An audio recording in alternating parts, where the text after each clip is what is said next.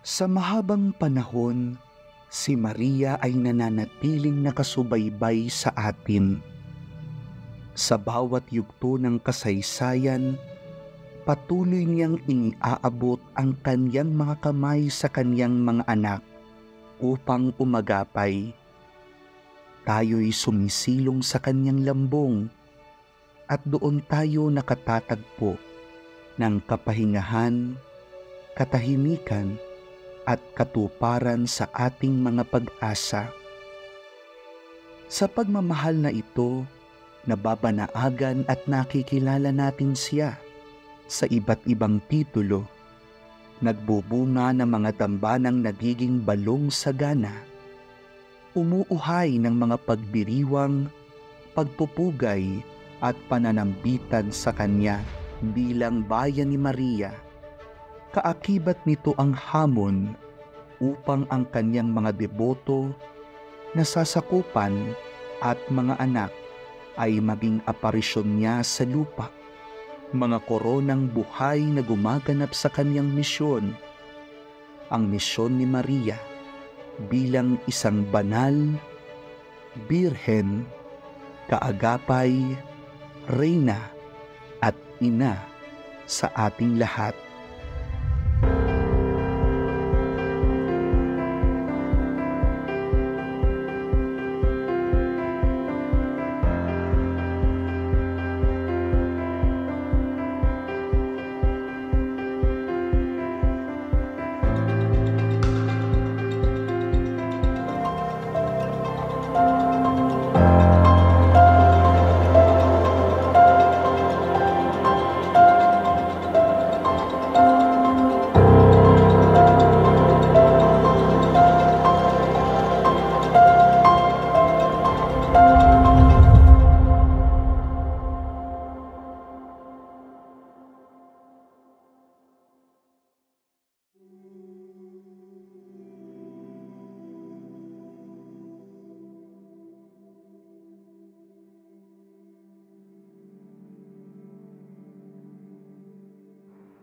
I think sobrang layo na ng ating debosyon sa Mahal na Birhen. Di ba? Kahit nga noong 1930s pa lang, sinasabi na natin na tayo'y Pueblo Amante de Maria, na tayo'y bayang sumisinta sa Mahal na Birhen.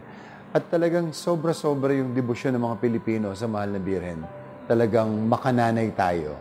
Masasabi ko yung ating pagdidebosyon kay Maria ay very personal and experiential. Nakikita natin kay Maria ang isang ina na nag-aalaga sa atin, malalapitan natin, masusunguan natin, masasabihan natin ng ating mga problema. So, sa ganung paraan yung ating pagdidebosyon, malakas yung ating panalangin at pananampalataya sa ating mahal na ina. Makikita natin ito sa dami ng mga imahe na pinakoronahan ng iba't ibang mga bayan upang pagkilalanin ang mahal na Birhen. Nandoon din ang iba't ibang mga uri ng mga sayaw panalangin, mga konsyerto, mga iba't ibang uri ng popular devotion na makikita natin ay uri ng pagmamahal ng mga tao, lalo't higit ng mga Pilipino sa Mahal na Birheng Maria. Sa gitna ng matagal at malalim na debosyon ng mga Pilipino, meron pa rin siyempreng mga kahinaan ito. Marami ito makikita natin na parang may mga deboto na hindi naman nila napapractice yung kanilang debosyon. Externally, nagro-rosaryo, nagpuprosesyon, talagang nagbibihis ng santo. Pero pag tiningnan mo yung kanilang values, yung kanilang buhay, medyo may kailangang ayusin. Kasama na dito yung pagsasaloob, yung internalization, na kung saan yung bang ating pagdedebosyon, ito ba ay naisa sa buhay natin? Yung bang mga gawi, yung ugali, yung pagmamahal ng mahal na Birhen, yun ba ay atin ding nailalagay o naire-reflect sa ating personal na mga buhay bilang mga Katoliko? Pero siguro minsan kulang tayo doon sa aspeto ng katisismo at doon sa pagkilala talaga natin ano yung itinuturo ng simbahan tungkol sa ating mahal na Inang Maria. At ganun din, nung makikita natin kung minsan sa pagiging Katoliko, nagkukulang din tayo sa gawa, nagkukulang doon sa expression natin sa pagtulong sa ibang tao. Marami tayong mga concern sa pagdedebosyon sa Mahal na Birhen sa ating bansa. Isa na nga dyan yung tipong parang pinag-away-away ng mga deboto yung Mahal na Birhen. Yung iba-ibang titulo ng Birhen sa Pilipinas, pinag-away-away nila tsaka sa ibang bansa.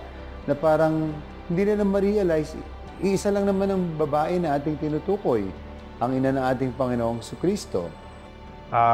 Ang tunay na deboto ng Inang Maria ay siyempre una, kilala si Maria. At pangalawa, may malalim na nagdarasal kay Maria. At sa kanyang pagdarasal ay nai-imbibe niya yung virtues ni Mama Mary. Dapat nababago tayo. Dapat mas nagiging mabuti tayong Kristiyano dahil sa ating debosyon. Kaya nga lagi ko sinasabi sa iba't ibang mga grupo ng mga Katoliko na binibigyan ko noon ng mga talk ay ang isang debosyon na hindi nagdadala sa isang tao sa simbahan o hindi nagdadala sa isang deboto na magkawang gawa, tumulong sa kanyang kapwa-tao, ito ay hindi talaga nagbubunga. Meron dapat pagbunga ang bawat debosyon. At kung ikaw ay isang tunay na deboto, dapat napapanibago ng debosyon mo ang iyong pananampalataya tungo sa pagiging isang banal na tao. Yung pagdedebosyon natin kay Maria leads to Jesus. This should not end with me. Parang nagsasabi ng Maria, itong aking anak, pumunta kayo sa kanya. Yun ang challenge talaga sa mga deboto ng ating Inang Maria. Yung pagdedebosyon natin ng Rosario, pagdedebosyon kay Inang Maria, should lead us to the sacrament, especially the Eucharist, and then penance, ang pagkukumpisal. Kapag sinabi natin tayo ay nagdarasal, tayo ay nakikipag-usap sa Diyos. Ito ay hindi lang basta uri ng paulit-ulit na dasal o ritual na panalangin, kundi ito ay pag-uusap. Ito ay relational prayer. Pakikipag-usap mo sa Ama. Pakikipag-usap mo sa Diyos. Dahil dapat ang bawat panalangin ay nagdadala sa atin sa pagtalima sa Diyos. Kung hindi ka nagdadasal, palagay ko hindi ka Kristiyano at hindi ka deboto ng Mahal na Birhen. Kasi hindi ba ang pagdarasal ay ito ang ating pakikipag-usap sa Diyos, sa ating Panginoong Hesus, kasama ang Mahal na Birhen. Saan pumapasok dito ang Mahal na Birhen Maria o ang mga santo? Pumapasok sila sa pamamagitan ng kanilang pagsama. Sila ay karamay natin. Sila ay kasakasama natin. Sila ay mga kaibigan natin na kung tutusin, kapag tayo ay nananalangin, kasama natin lagi sila sa pananalangin. Kaya nga yung bawat pananalangin na kasama ang Mahal na Birhen Maria sa anumang uri nito o anumang forma nito, ay dapat nagdadala sa atin sa mas malalim na pagkilala sa Diyos sa pamamagitan ng ating pakikipag-ugnayan sa Kanya. Ang Rosaryo ay isang uri ng meditative prayer na kinocompose ng iba't ibang mga dasal, kadalasan yung Hail Mary, Our Father, Glory Be. Lahat ito ay nagsimula noong 12th to 13th century sa pamamagitan ng mga monks na lalo na noong mga Carthusians sa Cistercians noong araw. Ngunit ito ay talagang lumaganap dahil doon sa debosyon ng mga Dominican o ng mga Order of Preachers si St. Dominic. Ito ay panalangin ng paglalakbay. And sa buhay natin, ito ay paglalakbay. Nakaka-experience din tayo ng tuwa, nakaka-experience tayo ng lungkot, ng ligaya, o ayun, meron pang liwanag. Marami talagang kapatid tayo ng mga Kristiyano na ayaw sa Santo Rosario. Kung paano ayaw nila sa Mahal na Birhen. Totoo naman, wala sa Biblia ang Rosario. Pero sigurado tayo, sa Rosario nandun ang Biblia. Kasi yung mga panalangin, yung mga misteryo ng Rosario, saan bang galing lahat yun? Sa Biblia. So, sinasabi ba nila na wala sa Biblia ang Rosario? Pero sa Rosario, tandaan natin, nandoon ang Biblia. Nandoon ang ating Panginoong Jesucristo. Napakalaking bagay na kasama natin si Maria sa pagdarasal. Pwede naman tayong dumiretso sa Panginoong Hesus. Wala namang sinasabi na bawal magdasal ng diretso sa Diyos. Magdasal ng diretso sa ating Panginoong Jesucristo. Pero maganda na meron kang kasama. Alam natin, si Maria na lagi nating kasama sa pagdarasal sa ating Panginoong Hesus, siya'y ina ng Diyos. pero hindi siya Diyos. Tandaan natin yon. Parang halimbawa, pag nakita niyo yung nanay ko, siya yung nanay ni Father Nante. Pero hindi siya pare, pero nanay siya ni Father Nante. Subukan niyong dalhin yung nanay ko pag may ipapakiusap kayo sa akin, siguro makukuha niyo lahat. Yun si Maria sa ating pagdarasal sa ating Panginoong Hesus. At pwede nga tayong dumiretso sa Diyos. Pero mas maganda, binigay sa ating biyaya ang mahal na Birhen para lagi nating kasama papunta sa ating Panginoong Sukristo.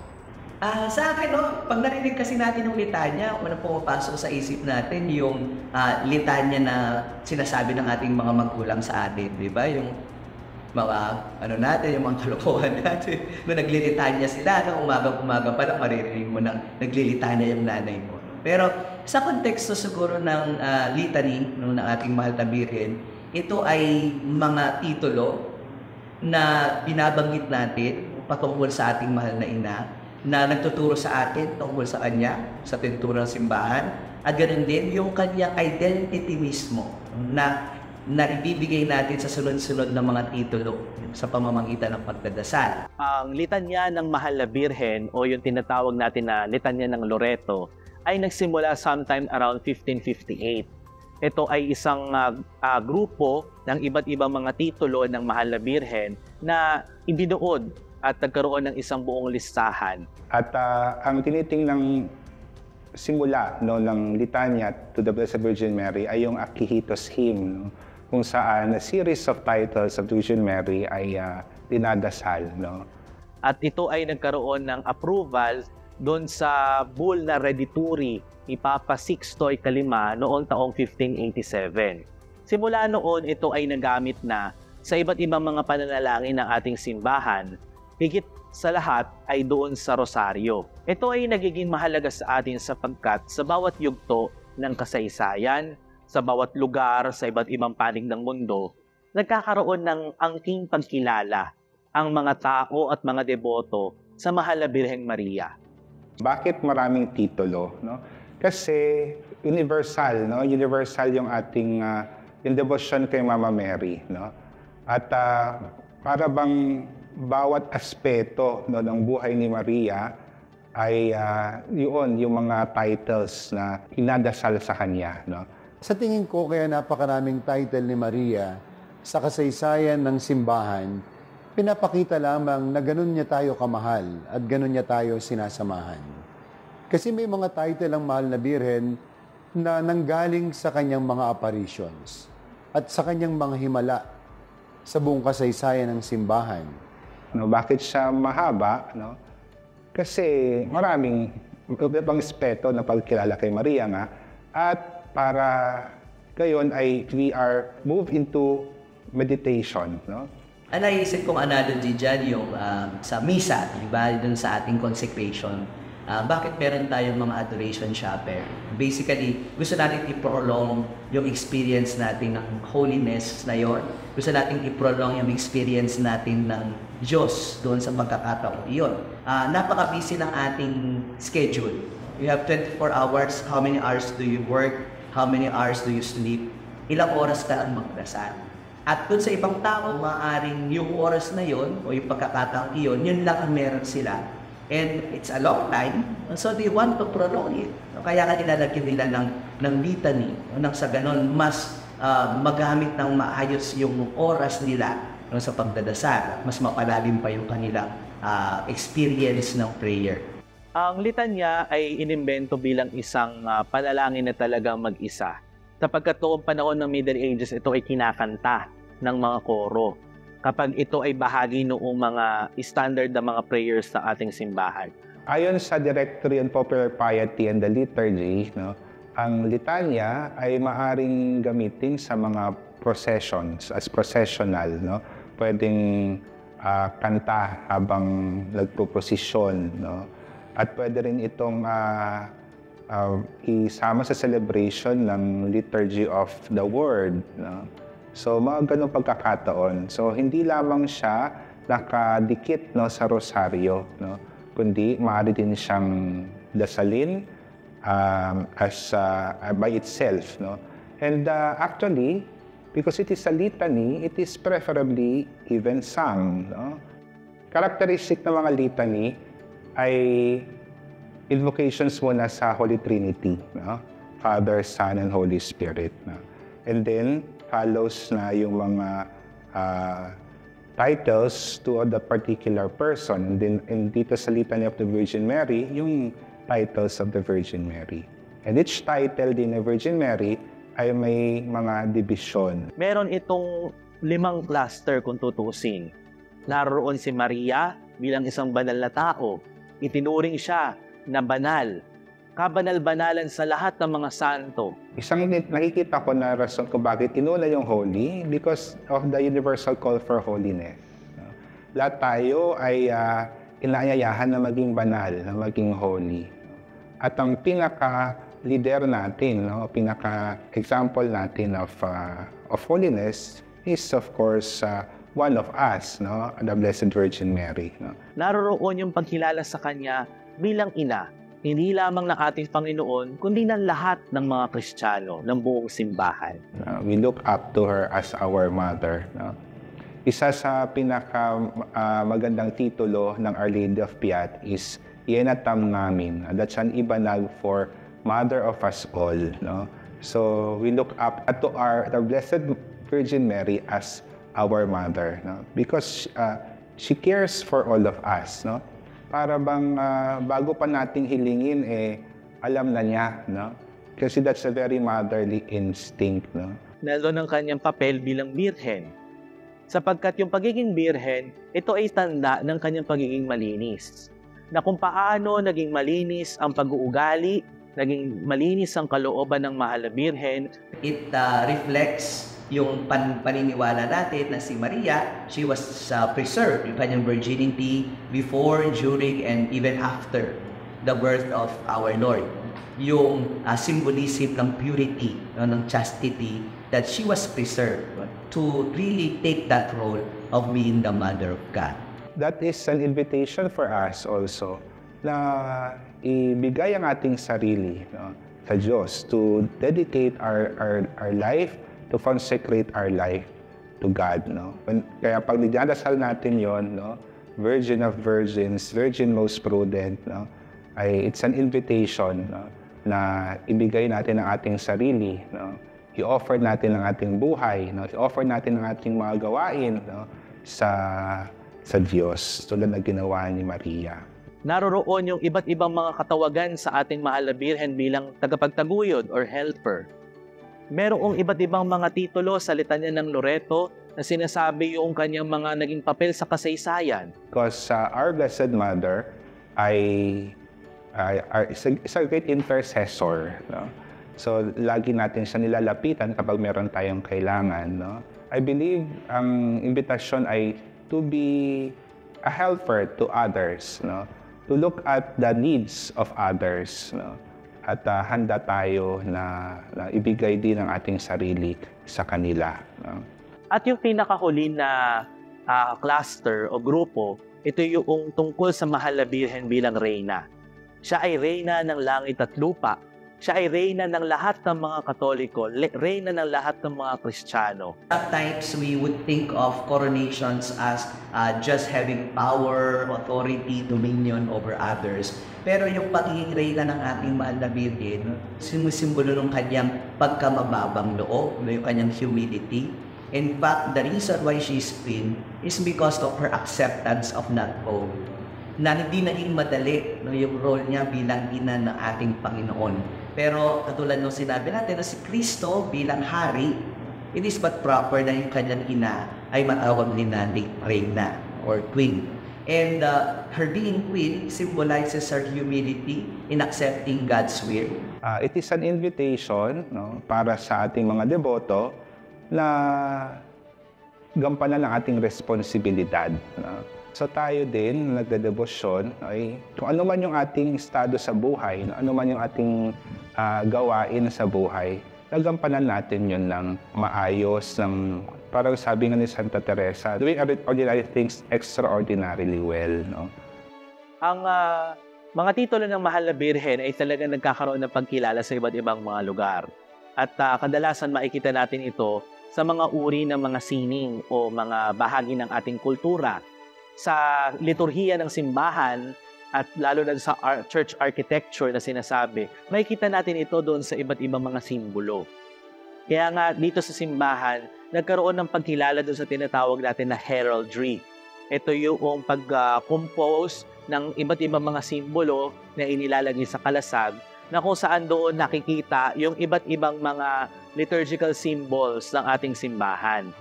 Yung litanya itself is full of symbols, no? Mula pa nung unang panahon ay kasalarawan na sa atin ang buhay ng Diyos, ang buhay ng mga santo, ang buhay ng Maria sa pamparaan ng mga symbols. No? At marami sa paligid natin ng mga symbols. No? Ordinary things actually, no, could point to the holy, could point to the Lord, to the Virgin Mary, and to the virtues of the Blessed Virgin Mary. Yung bawat titulo ng Mahal na Birhen sa litanya, ito ay tanda ng mga pagdamay ng Diyos sa kasaysayan ng tao. Dahil ang Mahal na Birhen ay nagiging reyna ng iba't ibang uri ng tao, dahil ang reyna ay nagiging ina ng mga aspeto ng ating buhay. Kailangan pahalagahan yung pagdadasal ng litanya dahil ito ay naglalapit sa atin, no? In the case of the Litany of Loreto, naglalapit sa atin sa Inang Maria, no? And nilalapit tayo sa paraan na it helps us to meditate, no, on the different aspects ng kanyang buhay, no? Different roles niya sa salvation history and in the church now. Pag tumingin ka sa Mahal na Birhen, dapat ang nakikita mo ay yung pag-ibig at kadakilaan ng Diyos. Hindi siya magiging ina ng Diyos, hindi siya magiging Mahal na Birhen, hindi siya magiging birhen at malinis, kundi sa Diyos. Kaya nga, pag tumingin ka pa lang sa larawan at sa imahe ng Mahal na Birhen, dapat maramdaman mo ang Diyos ay mapagmahal, ang Diyos ay dakila at mapagpala. No? And si Maria, hindi siya statwa. No? Si Maria ay hindi lang siya poon o titulo. Si Maria ay tunay na tao. Tunay siyang nabuhay at nasusulat sa Biblia yung kanyang buhay. No? Na kahit gaano makonti, masasalatin natin yan doon sa buhay ng ating Panginoon Jesus. No? Na siya ay totoong tao na nakasama natin. So I think it's proper for us to place Mary in the right perspective. No? Nang sa ganon, yung ating pagsunod sa Kanya, hindi lang isang idea, kundi isang realidad. Na siya ay isang totoong tao na nabuhay at maaari nating gayahin. Kaya kahit ano pang panahon at henerasyon at kung gaano man maging advance ang mundo, mananatili na merong Diyos na mapagmahal, merong Birhen na pinagpala na lagi nating kasama sa paglapit sa Diyos na ito na lagi tayong papakinggan. Sana ito'y maging inspirasyon para sa atin na asamin ang langit, na asamin ang pagiging banal, na asamin ang pagiging katulad ng Diyos. Sapagkat mula rito, dito natin natatagpuan na ang ating misyon dito sa buhay ay hindi maging para lang sa ating sarili, kundi maging kalugod-lugod sa kalooban ng Diyos. At ang kalooban ng Diyos ay ang maging katulad ng Mahal na Birhen, banal, mabuti, at mababa ang loob. Si Mama Mary sa mata ng simbahan, sa mata ng katipunan ng mga sumasampalataya, siya yung kanilang ina na napakalaking pagpapala na ipinagkatiwala sa Santa Iglesia. Kay Maria, nagkaroon tayo ng isang ina na laging naroon para sa atin. Siya yung ating huwaran, ang bawat tiniguro, tagapagturo. Bilang katuwang ni Jesus sa misyon, ay huwaran natin doon sa buhay pananampalataya ng talamang pakikinig sa salita at buong katapatang pagtupad sa salita, pagsasabuhay sa salita.